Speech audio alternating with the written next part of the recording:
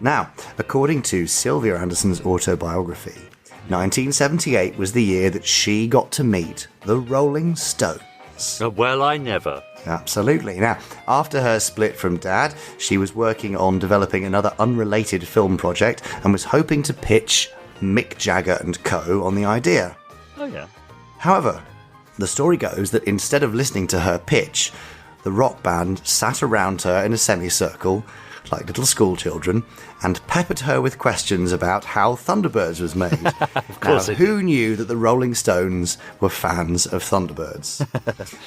One might not be surprised to discover that multi-instrumentalist Ronnie Wood, who also played with Faces and Jeff Beck, was a fan too. The reason being that Ronnie Wood's very first band was called... The Move? Try again. Oh, I don't know. Beyond that. The Thunderbirds. Oh!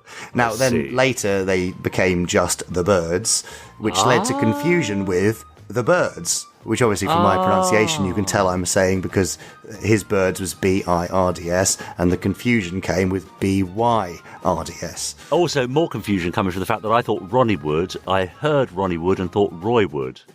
Brilliant. Okay, well that explains a lot. Yes. No, not that one. See. Anyway, after that confusion with the Birds and the Birds, they just called the whole thing off.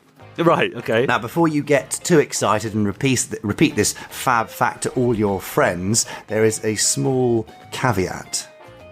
Go on. The Thunderbirds formed in 1964. Right. So that was before the first episode of Thunderbirds was actually broadcast. Yeah. So, depending on what time of year the group banded together, it's highly possible that the pilot episode, Trapped in the Sky, hadn't even been filmed yet. Right. But you never know. Okay. Perhaps Ronnie Wood had a friend in the studio who let him know about a series in pre-production and gave him the idea for the name.